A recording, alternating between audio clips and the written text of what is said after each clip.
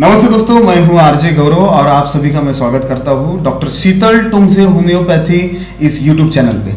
सबसे पहले मैं बात करूंगा कि कोरोना जो है भाई बड़ा ही भौकाल है और जिधर उधर बहुत सारी दिक्कतें और समस्या बहुत सारा, मतलब कुछ बीमारियां ऐसी हैं कि कोरोना को थोड़ा साइड में रखते हैं अपन, क्योंकि कोरोना न्यूज़ मीडिया चैनल्स अपने न्यूज़पेपर वॉट जिधर उधर वही चीज़ें नहीं, उसको बाजू में रख के आज हम लोग बात करने वाले हैं उस टॉपिक पे जो टॉपिक निकालते ही आदमी को, मतलब हम लोगों को ऐसा लगता है, मतलब मुझे भी या मेरे दोस्त को या मेरे रिलेटिव्स उनको ऐसा लगता है कि हम लोग डॉक्टर के पास जाए या नहीं। मतलब मैं बात वही चीज़ पे करने वाला हूँ। डॉक्टर टोंग से आज हमारे इस शो में आपको गाइड करने वाले हैं पाइल्स।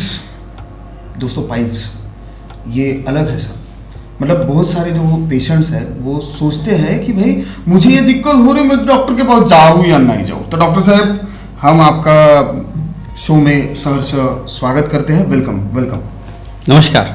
हमारे दर्शक जो है, जो भी हम लोगों को देख रहे हैं और काफ़ी उनको उम्मीद है कि आप ये पाइल्स जो है, ये पाइल्स के जो माइनर मेजर ये जो चीज़ें हैं जो लोगों को मालूम नहीं है और लोग काफ़ी क्वेश्चन मार्क में रहते हैं, तो पाइल्स ये है क्या, ये क्यों होता है? सबसे पहले तो हम ये समझते हैं कि पाइल्स होता क्या है और ये होता क्यों है। देखिए ये बहुत ही कॉमन समस्या है और आजकल बहुत लोगों को ये देखने के लिए मिलता है हमको। ये समस्या ऐसी है कि लोग बता भी नहीं सकते, बिल्कुल, और फिर छुपा भी नहीं सकते ज़्यादा होने के बाद भी। तो पाइल्स होता क्यों है? जनरली हमारी जो लाइफ स्टाइल है, जो हमारा खान पान है, वो अगर बिगड़ जाए, अगर हम लेट खाना खाना शुरू करें या फिर आजकल बहुत देर तक लोग टीवी देखते बैठते हैं, लेट नाइट खाना खाते हैं, खाने के बाद तुरंत सो जाते हैं, इससे क्या होता है, हमारा जो पचन है, जो डाइजेशन है, वो कहीं ना कहीं डिस्टर्ब हो जाता है। और जब हमारा डाइजेशन डिस्टर्ब हो जाता है तब हमें कंस्टिपेशन होने लगता है, यानी कि कब्ज की शिकायत होती है। कब्ज यानी कि पेट साफ नहीं होने की शिकायत। अब क्या होगा, जब आपको कंस्टिपेशन होगा, कब्ज होगा, तो आपको पेट साफ नहीं होगा। हमारे जो इंटेस्टाइन है, जो आंतड़ियाँ है, वो अप्रॉक्सीमेटली 25 फीट तक लंबी होती है जी। और ये काम करती है पचाने का, आप जो भी खाते हैं उससे पचाने का काम करती है आपकी इंटेस्टाइन।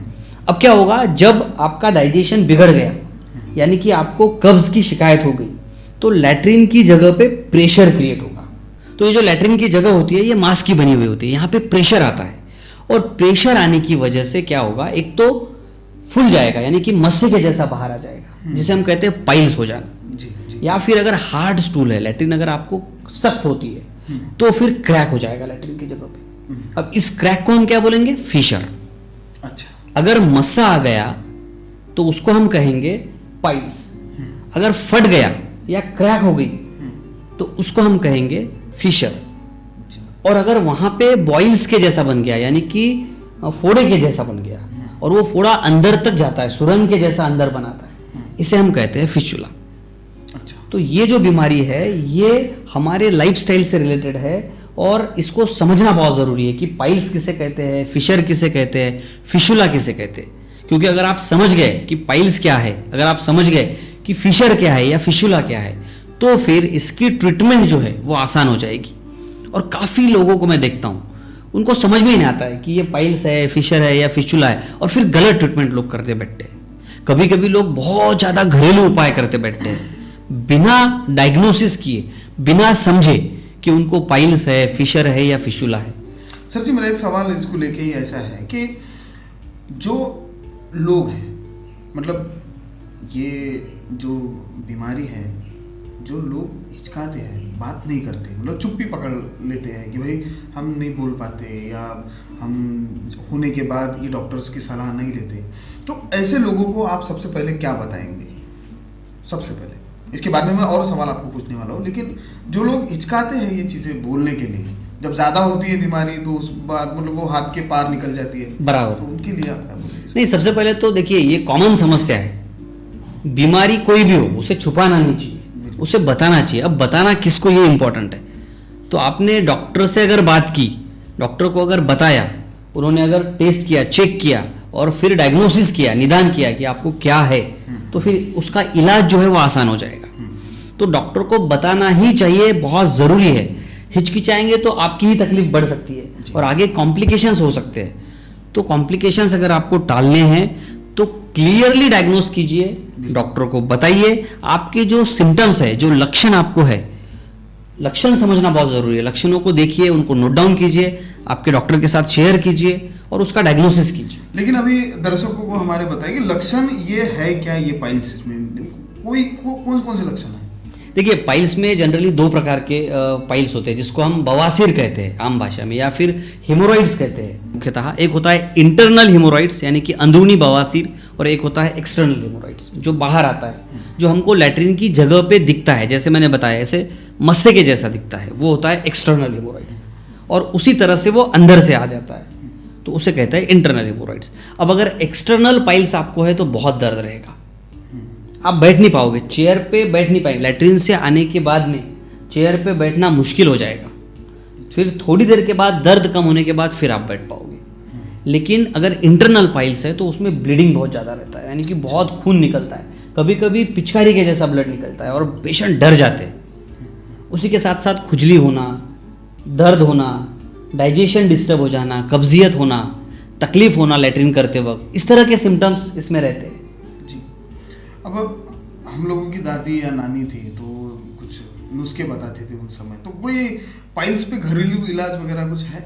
बिल्कुल, ये बहुत ही अच्छा सवाल गौरव आपने पूछा है, क्योंकि ये बहुत कॉमन समस्या है, तो ये समझना बहुत ज़रूरी है। और घरेलू नुस्खे क्या, तो जैसे मैंने डिटेल में आपको बताया कि पाइल्स, फिशर और फिस्टुला होते क्या है और ये क्यों होते हैं, ये अगर आप समझ गए तो आपके लिए नुस्खे भी आसान बन जाते हैं। जी बिल्कुल। ये होता क्यों है, हम बैठे रहते हैं, तो बैठे रहने से हमारे जो पेट की जो मूवमेंट है, जिसे कहते हैं पेरिस्टालसिस, ये स्लो हो जाती है, इसकी वजह से तकलीफ होती है। अच्छा। तो आपको सबसे पहले करना क्या है, चलना शुरू करना है। दूसरा, जल्दी खाना खाइए। रात को आपका खाना और सोना, इसके बीच में कम से कम 2.5 से 3 घंटे का अंतर होना चाहिए। अगर आप रात को 7 बजे खाना खाते हैं तो 10 साढ़े 10 बजे आप सो सकते हैं। और एक घरेलू नुस्खा जो आप कर सकते हैं वो है, सोने के पहले 2 चम्मच गाय का घी कुछ दिनों तक आप ले सकते हैं। इससे क्या होगा, आपका डाइजेशन जो है वो अच्छा हो जाएगा, कंस्टिपेशन की शिकायत है तो कम हो जाएगी। और जो इम्पोर्टेंट बात आपने करनी है वो है, हरी सब्जियां कंपलसरी आपने खानी चाहिए जी। ये फाइबरस फूड हम इसे कहते हैं। सभी प्रकार की रेशेदार सब्जियां जो होती है इसे कहते हैं फाइबरस फूड।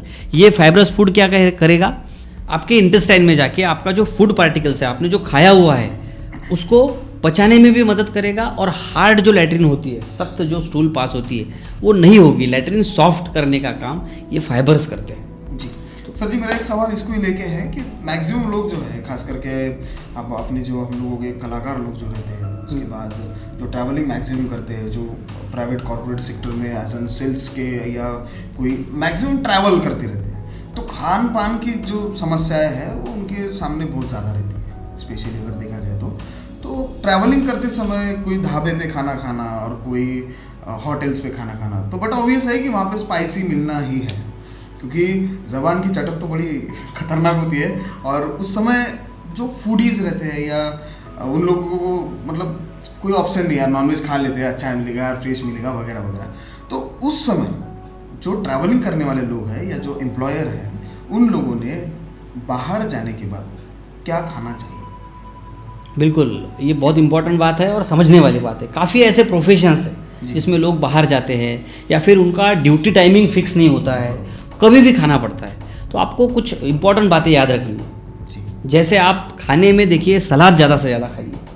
आप जहाँ पे भी जाए सलाद होना ही चाहिए, यानी कि आप खाना अगर शुरू करते हैं तो शुरुआत सलाद से कीजिए। दूसरा, आपको क्या करना है, खाने के टाइम पे ज़्यादा पानी नहीं पीना है। 1 घंटे के बाद, आधे घंटे के बाद आप पानी पी सकते हैं। और खाते वक्त ध्यान रखिए, आप हेल्दी डाइट लीजिए, हरी सब्जियाँ आप ज़्यादा से ज़्यादा खाइए। और टाइमिंग का इंपॉर्टेंस बहुत ज़्यादा है, आप जल्दी खाना खाइए, सुबह और रात को जल्दी खाइए, क्योंकि खाने के बाद बहुत बार मैंने देखा है लोग लेट नाइट खाना खाते हैं, ऐसे ट्रैवलिंग इसमें रात को 11 बजे 12 बजे खाते हैं और फिर सो जाते हैं। तो ये सबसे पहले अवॉइड करना है। खाने के बाद कम से कम 2 से 2.5 घंटे सोना नहीं है, जिससे आपका डाइजेशन अच्छा होगा। इसलिए पुराने लोग कहते थे कि शतपावली कीजिए, 100-200 कदम आप चलिए, ऐसा लोग कहते थे। उसका कारण ही ये था कि आप जब खाए उसके बाद अगर आप चलते हैं तो आपका डाइजेशन और पचन जो है अच्छा होगा। तो ये छोटी छोटी बातों की तरफ अगर आप ध्यान रखेंगे, मैं ये बिल्कुल नहीं कहूँगा कि आप टेस्ट के हिसाब से मत खाइए, आप बिल्कुल खाइए, सारी चीज़ें आप ही के लिए बनी है। नहीं बिल्कुल, लेकिन स्पाइसी जो है कम से कम तेल का इस्तेमाल कीजिए। जी जैसे आप आपके टेस्ट की तरफ देख रहे हैं, ऐसे ही आप आपके इंटेस्टाइन की तरफ भी देखिए जी कि भैया एक बार खाने के बाद पचाने का काम आपके पेट को करना है, तो उसको तकलीफ नहीं होनी चाहिए। बिल्कुल। अभी सर सब बोल ही रहे हैं कि भाई सिम्टम्स अपन ने देख लिए, लक्षण देख लिए, उसके बाद ये पाइल्स है क्या ये भी अपन ने जान लिया। अभी मुड़ते हैं मेडिसिन की ओर कि होम्योपैथी और मेडिसिन ये किस प्रकार उस पेशेंट को मिलना चाहिए जिसकी वजह से ये जड़ से ही निकल जाए पाइल्स। बिल्कुल, देखिए होम्योपैथी की दवाइयाँ पाइल्स, फिशर और फिशुला में बहुत अच्छा काम करती है। और हम लोग क्या करते हैं, होम्योपैथी से पहले तो डाइजेशन अच्छा करते हैं। जो तकलीफ पेशेंट को है, मैंने देखा है जिनको बहुत ज़्यादा ब्लीडिंग होता था, खून निकलता था, 2 से 3 दिन में ब्लीडिंग बंद हो जाता है। जो बहुत सीवियर पेन रहता है वो भी 7-8 दिन में, 5 दिन में पूरी तरह से कम हो जाता है। और उसी के साथ साथ उनका डाइजेशन अच्छा हो जाता है। क्योंकि काफ़ी पेशेंट्स ऐसे हैं जो ऑपरेशन करने के बाद में भी तकलीफें उनको होती रहती है और फिर दोबारा तीसरी बार ऑपरेशन करते हैं। तो इससे बचने के लिए अगर आप सही तरीके से होम्योपैथिक दवाइयाँ लेंगे, अच्छे से सिलेक्ट की हुई मेडिसिन लेंगे, अच्छे डॉक्टर से अगर आप दवाई लेंगे, तो इस बीमारी से आप पूर्णतः ठीक हो सकते हैं। तो अच्छी होम्योपैथिक मेडिसिन, बहुत अच्छी अच्छी दवाइयाँ हैं। मेडिसिन के नाम मैं यहाँ पे इसलिए नहीं बताऊँगा कि आप खुद के मन से दवाई बिल्कुल मत लीजिए। किसी अच्छे होम्योपैथिक डॉक्टर को दिखाइए, या फिर आप मुझसे भी कंसल्टिंग कर सकते हैं। मेरा व्हाट्सएप नंबर नीचे दिया है, आप व्हाट्सएप कीजिए, हम आपके सवालों के जवाब देंगे और फिर आपकी डिटेल में केस लेने के बाद आपको ट्रीटमेंट देंगे।